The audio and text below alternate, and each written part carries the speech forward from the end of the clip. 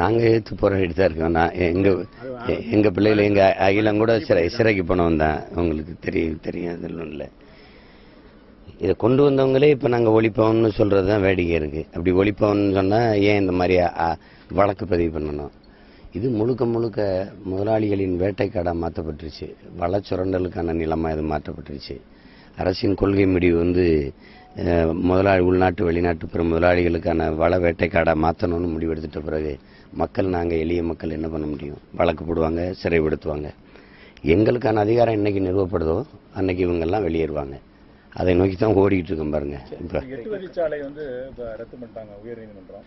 ஆனால் முதல்வர் எந்த ஒரு வார்த்தையும் சொல்லலாம். ஆனால் அதில் ஒரு அமைச்சர் ராஜேந்திர பாலாஜி மட்டும் மேல்முறையீட்டு செஞ்சு அது இந்த திட்டத்தை நிறைவேற்றும் அப்படின்னு சொல்றாங்க. இங்கே முதல்வர் பிரதமர்கள் எல்லாம் தரகர்கள் தான். அவர்களுக்கு தனித்த ஒன்றும் அதிகாரம் இல்லை. முதலாளிகள் என்ன சொல்கிறாங்களோ அதை செய்கிற வேலைக்காரங்க தான் அவங்க. நாங்கள் மக்களுக்காக நிற்கிறோம், அதனால் இதை பேசுகிறோம். இப்போ அவங்க அவருடைய மாவட்டம் தான் அது அதிகமாக பாதிக்கப்படுது. அந்த மாவட்ட மக்களின் மீது முதல்வருக்கு அக்கறை இருந்தால் அதை பேசியிருக்கோம். நான் இங்கேருந்து ராமநாதத்துக்காரன், நான் போய் போராடி சிறைக்கு போய் நாங்கள் தான் வழக்கு போட்டோம். அந்த வழக்கின் தீர்ப்பு தான் இது தடை வந்திருக்குது. இது ஒரு சாலை போடுவதால் ஒரு தேசம் வளர்ந்துடும்னு சொல்கிறத எப்படி நம்புறதுன்னு சொல்லுங்கள். நீங்கள் காரில் போகிறவங்களை பற்றி கவலைப்படுற என் நாடு அந்த காரில் போகிறவனுக்கும் சோறு நீரும் கொடுக்குறவனை பற்றி கவலைப்பட மாட்டேங்குது. கார் பெருக்கத்தை பற்றி கவலைப்படுது. சோறை பெருக்கிறதுக்கு என்ன வழின்னு யோசிக்க மாட்டேங்குது. விளைநிலங்களை பறிச்சுக்கிட்டா விளைநிலங்களின் வளங்களே நம்ம நாட்டில் கொஞ்சம் தான் இருக்குது. இத்தனை கோடி மக்களுக்கு உணவு எங்கே இருந்து வரும்? இது சீக்கிரம் போயிடலான்னு சொல்லி சீக்கிரம் போய் என்ன பண்ணுவீங்கன்னு கேட்டால் பதில் இருக்கா?